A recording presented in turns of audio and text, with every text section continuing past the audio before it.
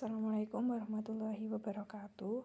Perkenalkan, nama saya Nurul Ain Istiqomah, NPM 2018 135000563. Di sini saya akan mempresentasikan tentang teknik pengumpulan data. Teknik pengumpulan data merupakan teknik atau metode yang digunakan untuk mengumpulkan data yang akan diteliti. Artinya, teknik pengumpulan data memerlukan langkah yang strategis dan juga sistematis untuk mendapatkan data yang valid dan juga sesuai dengan kenyataannya. Selain itu, teknik atau metode pengumpulan data ini biasanya digunakan untuk peneliti demi mengumpulkan data yang merujuk pada satu kata abstrak yang tidak diwujudkan dalam benda, tetapi hanya dapat dilihat penggunaannya. Misalnya adalah melalui angket, wawancara, pengamatan, uji atau tes, dokumentasi, dan lain sebagainya. Data kualitatif, yaitu data yang berbentuk kata, kalimat, gerak tubuh, ekspresi wajah, bagan, gambar, dan foto. Data kualitatif ada dua, yaitu yang pertama data kualitatif empiris dan data kualitatif bermakna. Data kualitatif empiris adalah data sebagaimana adanya atau tidak diberi makna. Contoh, peneliti melihat orang memakai baju hitam lalu dilaporkan sebagaimana adanya.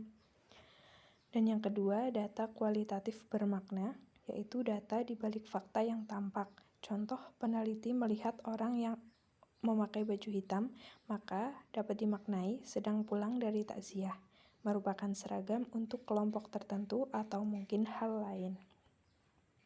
Teknik pengumpulan data ada 5, yaitu yang pertama wawancara, yang kedua observasi, yang ketiga angket atau kuesioner, yang keempat teknik studi pustaka, dan yang kelima triangulasi atau gabungan.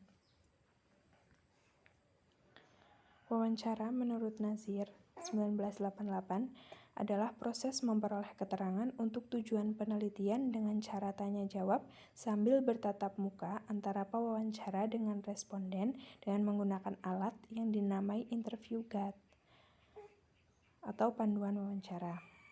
Nah, wawancara di sini ada 3. Yang pertama terstruktur, yang kedua tidak terstruktur, dan yang ketiga semi terstruktur.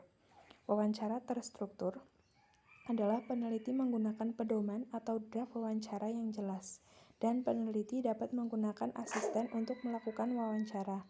Kemudian wawancara tidak terstruktur, yaitu wawancara bebas dan bersifat informal.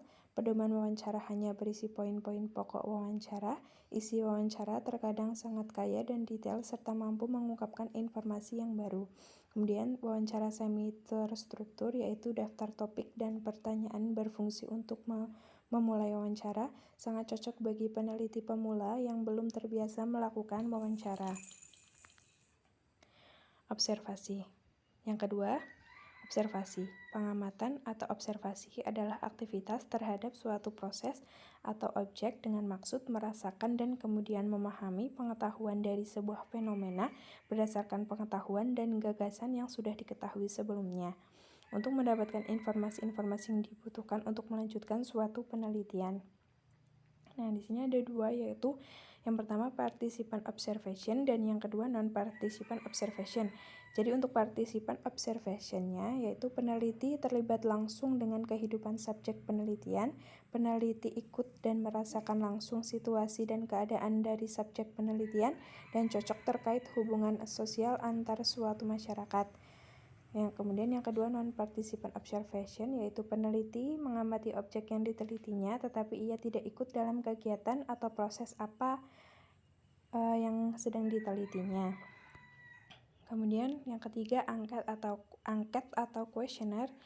Angket merupakan teknik pengumpulan data yang dilakukan dengan cara memberikan seperangkat pertanyaan atau pernyataan tertulis kepada responden untuk dijawabnya.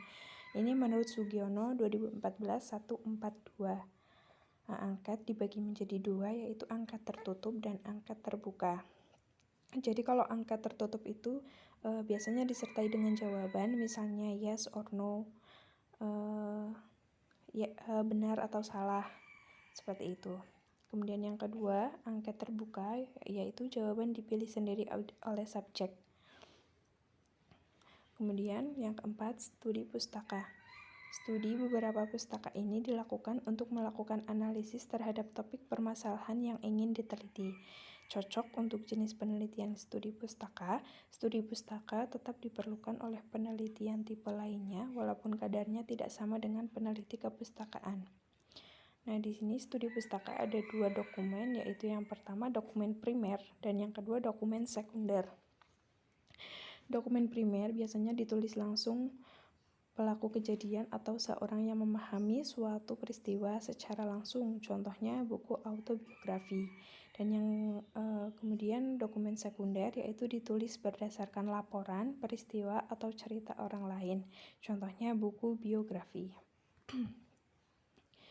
Kemudian yang terakhir triangulasi. Triangulasi adalah pengecekan data menggunakan beragam sumber, beragam teknik, dan waktu. Beragam sumber digunakan lebih dari satu sumber.